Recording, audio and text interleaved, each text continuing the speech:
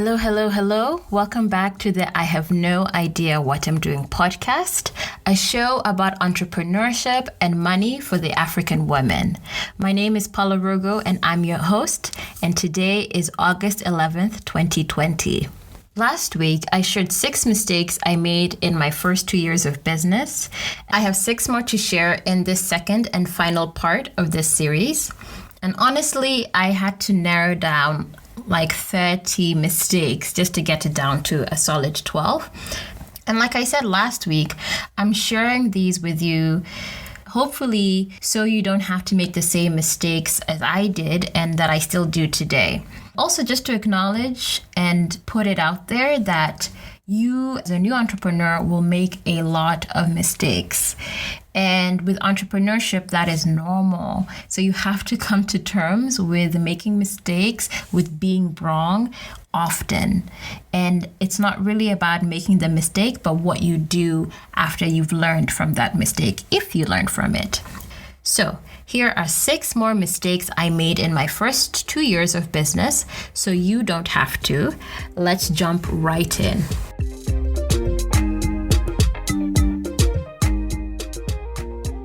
Okay, so mistake number 7 of my total list is that I did not have a strong routine. Play with me for a second. Think about a woman you admire. Like, bring her image into your mind. Is there someone who seems to consistently put out good work all the time? Do they sometimes seem like they are a machine of excellence? This output is just on 10 all the time. And I can bet you 10 times out of 10, this person you're thinking of, she probably is able to do what she does because she has a rock solid daily routine. And especially a strong morning routine, but that's for a whole other episode. I know this because I am a recovering inconsistent queen. My life changed when I implemented a strong daily routine. I didn't even realize my daily routine was non-existent. And frankly, I'm a little surprised I've done this well for this long without having something in place. And it was only when I took on the 75 hard challenge that I saw the flaws in my routine. So what is the 75 hard challenge? This is a free 75-day discipline and mental toughness challenge that was created by this guy named Andy Frisela. And basically, for 75 days straight, you have to do the following things. You have to read 10 pages of a book each day. You have to drink a gallon of water, which is just under 4 liters every single day. You have to work out for 45 minutes twice a day. So those are 2 45-minute workouts each day. You have to create a diet of your choice. And for me, because I'm one of those people who doesn't eat 3 meals every day, I'm the type to forget, my diet was just to make sure I ate 3 meals each day. And finally, the 5th thing is you have to take a daily photo of yourself to track your progress, because your body, based on all of these things, will change for sure. Also, it's no alcohol or drugs during this time. And the kicker, the thing that makes this thing extremely hard, is if you mess up any of these 5 criteria, you have to start again at day 1. Yes, so if you're on day 50 and you mess up, go back to day 1. If you are day 74 and you mess up, you have to go back to day 1. It's crazy. It's hard. And again, this is a discipline and mental toughness challenge. Most people think it's to do with health and fitness, and there's an aspect of that is health and fitness, but it's really about building that muscle around discipline and that muscle around mental toughness. I only bring up 75 hard because it took me 7 months to finish what is supposed to be a 2.5-month challenge. And I even had 7 restarts. So I had to go back to day 1 a couple of times. My restarts were not because the challenge criteria themselves were hard. Yes, they were. But my biggest failure, the thing I was really struggling with in order to achieve 75 hard, was my routine and my schedule. my routine was so crazy that there were times I was doing my workout, one of those 45-minute workouts at midnight because I hadn't planned my day properly and I didn't have a strong routine, and that was not sustainable. And all this burnout and all of those things I've been talking about in previous episodes, it's because I did not have a solid routine. And once I was able to tackle my routine, 75 Hard became doable, and I actually finished it a couple of weeks ago. So in being able to implement that new routine for 75 Hard, I built that discipline for my own full life routine. I am not perfect at it, and it still needs constant readjustment and constant massaging. But as a result of me gaining control of my routine, I am more efficient, I'm better planned, I'm working within a structure that works for me, I'm able to instill good habits and break bad habits, much less procrastination, and so many more benefits. It's changed my life. And as a former habitual, non-routine line stepper, I can tell those of you who don't have a routine that you're selling yourself and your business and your employees short by not getting that together. So work on your routine. If you want to hear more about 75 Hard, I'll put that in the show notes. But this is not about 75 Hard. This is about your routine. And it's about moving out of that out of controlled and frazzled lifestyle and trying to gain more control of your life through the routine that you set. The next mistake is that my company had key person risk. Have you ever heard of the term key person risk? I first heard it when my Africa Podfest co-founder, her name is Melissa Mbugwa, when she told me that my company had key person risk. So what that is key person risk occurs when a business or business unit becomes heavily reliant on a key individual or key individuals. Things can't happen unless a certain person is in the room or is there doing the work. And this, of course, is typical within SMEs and new startups, of course, but it also occurs in companies of all sizes and of all scales. Examples of key person risk in some of the world's largest companies are, for example, Steve Jobs at Apple, or more current today, Richard Branson of Virgin. Can you imagine Virgin without him? So my co-founder, Melissa, brought this up to me because we were building Africa Podfest. And while that was happening, Kali Media, my main company, was struggling and sometimes even barely functioning because I wasn't there. And you see it in other businesses. Maybe the founder is going through life because life happens, and suddenly the company goes quiet or it stops running. That is key person risk. Today, my company still has key person risk. It's a mistake I'm still making, but I'm aware of it and I'm trying to build around it. I don't have the solutions as yet outside of hiring, but I've been trying to restructure the company in a way that will not need me for certain activities. And it's hard to implement, but I'm trying to figure it out.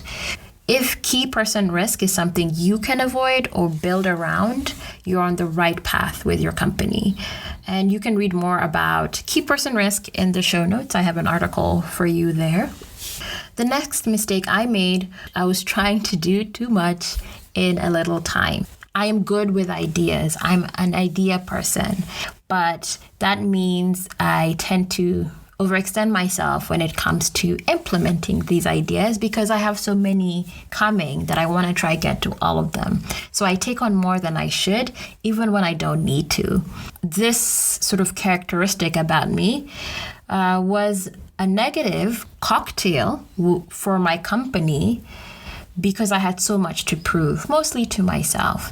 If you listened to season 1 of this podcast, you know that I'd been in the US and I moved back to Kenya. I moved back home in order to start Kali Media, to start this company. And I wanted results fast. I'd given up a lot and I was like, I'm here. Let's get it going. Let's do this. And I overdid it. At one point, I had Kali Letter, my bi-weekly newsletter. I had this podcast. I had Kali Live, which was a live show podcast. So I was planning live events. And I had podcasting clients. There was this social media. And I barely had a team in place to support me with these things just yet. Hello, key person risk right there. And then I added Africa Podfest on top of that. So no wonder I was tired, no wonder I was burnt out, and no wonder I dropped the ball on all of these things. Like each one of these things, the ball has been dropped.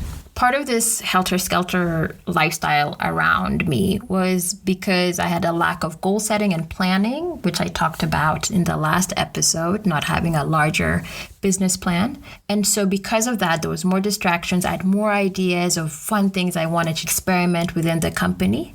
But also what that meant is I never allowed myself to work on something fully or see it through to the end because I was jumping back and forth between things. So even if it was a good idea and even if I had the power to implement it well, I wasn't allowing myself the space to do the implementation well, really. So I guess my tip here is to take your time and allow yourself to see things through, see projects through, see ideas through, find support for them, let them be able to stand on their own before jumping on to something else. The next mistake is I did not say no enough. No. Did you know that the word no can be a full sentence, like an actual full sentence? I am a people pleaser at heart, so I say yes a lot to people, even if everything is telling me you should be saying no. And by failing to say no to all these other asks and requests that come my way, that means I'm not saying yes to myself, my time, and sometimes even my business. My particular fear around saying no is that I start to overthink and become more worried about the consequences of my saying no to the other person, when in fact I should be worrying about the consequences are more dire for me to take on other things. It was only when I had too much on my back that, I just had to learn it the hard way, that I had to say no to some things or the whole structure would fall down.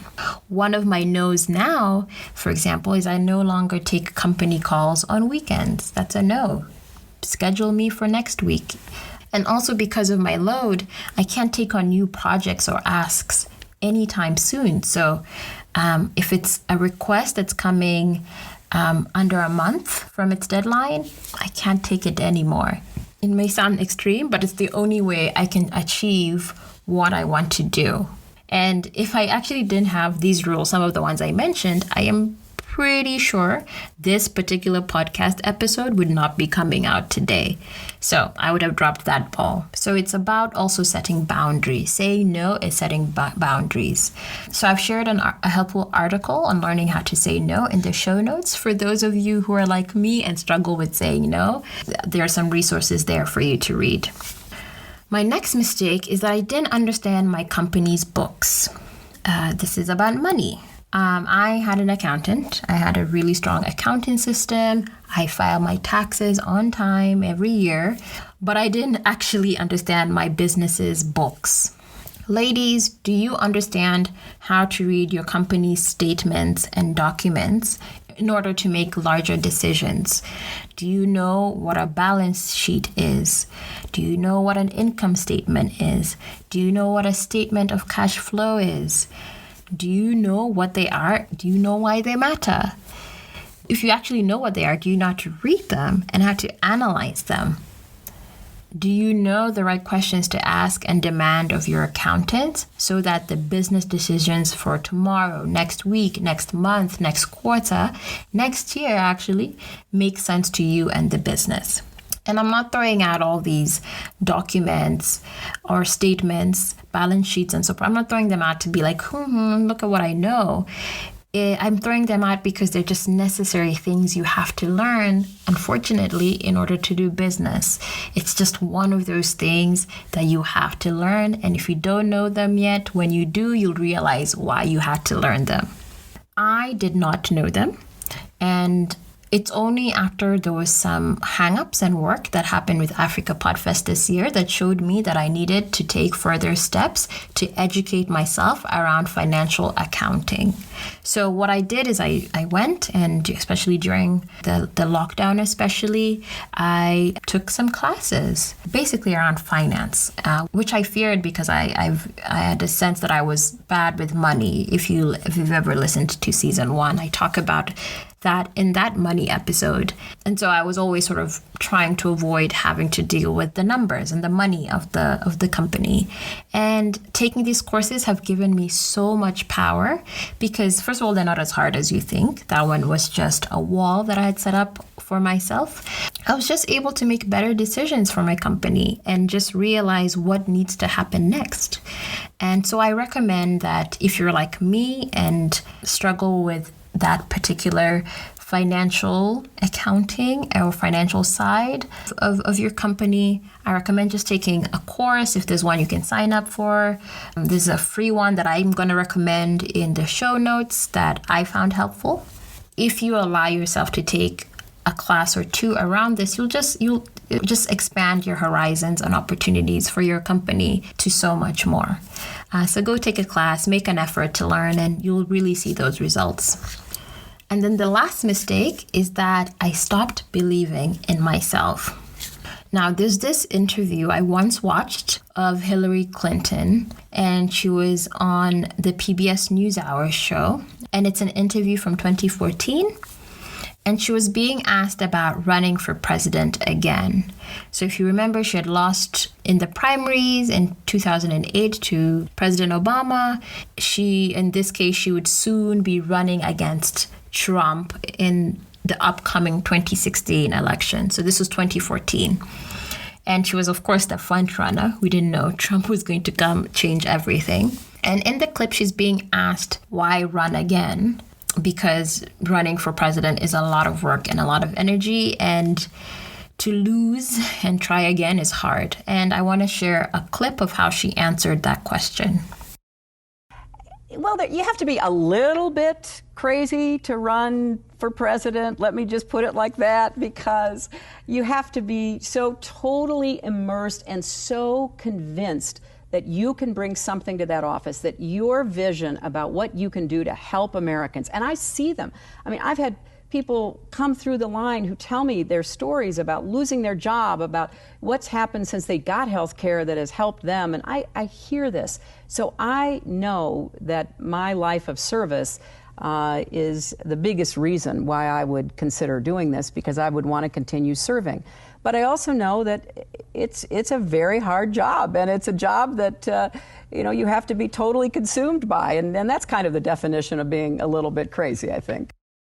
So, in the same way, Miss Clinton here has said you have to be a little bit crazy to run for president. I think you have to be a little bit crazy to start your own business, because the odds from the beginning are stacked against you.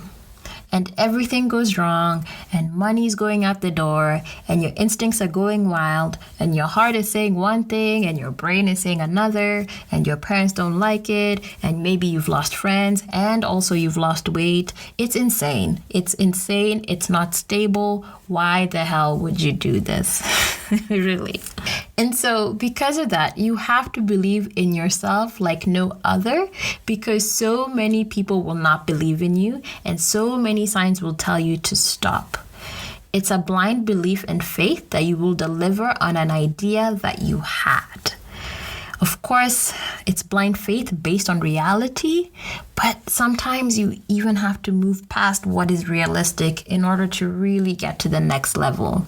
The best way I can put it is you have to have that Kanye West level of self. You know how Kanye just believes in himself? He says he's like Steve Jobs. He says he's like Walt Disney.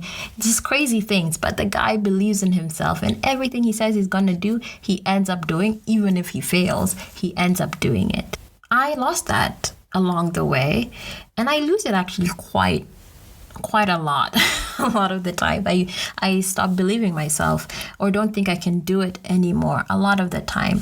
But I find my way back to center, to believing in myself, in remembering why I'm doing this and why I think I'm the person to do this, why I have the audacity to think that this idea is great and I'm the person who gets to bring it to life and bring it to fruition. And you should too. You should believe in yourself and don't forget that and connect with your why. So be resilient, be persistent, continue to persevere, continue to believe in yourself. You picked a hard journey, but it's a hard journey that you can definitely achieve. So those are my main mistakes, 12 of them over 2 episodes. But I do have 3. Listen, I couldn't put it down to just 12. I have 3 other honorary mentions, honorary mistakes that I wanted to include really quickly. And those 3 mistakes are, number 1, not networking within the industry enough. I should have networked a little bit more. Number 2, not building a personal board of advisors.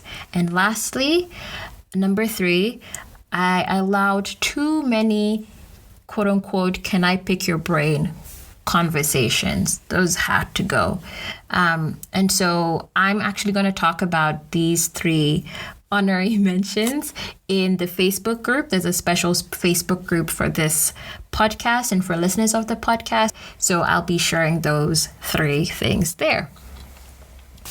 So that's it for this week's episode. But before I go, I want to shout out 2 podcasts that I was a guest on recently. Yes, I was the interviewee and not the interviewer. The first one is the Tim Small Show. The Tim Small Show is a podcast out of South Africa hosted by Tim Small. And I got to talk to him about my entrepreneurial journey, what it was like living in the US and growing up there, and my move back to Kenya, and as well as talking about one of the most important, significant mentors in my life, Gwen Eiffel. So I talk about that in that episode. And I was also recently a guest of the 51st Coffees podcast with Kenyan podcaster Marsha Aida. And with Marsha, we talked about a whole bunch of things, just life and things that I usually don't hear me talking about too much on this podcast.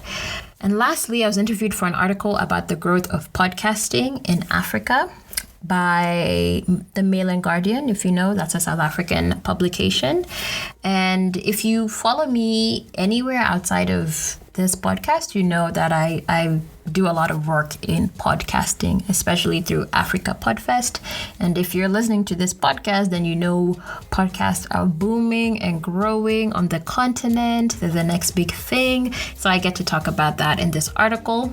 If you're interested in learning about more about me and the work that I do, head over and listen to the 2 podcasts and this article, and I'll share all the links for those in the show notes. And that's it. We'll be back with more interviews for the rest of the month, as well as a Money Matters episode. We have to do that for this month. So I'll see you next week. Have a great week. So be it. See to it.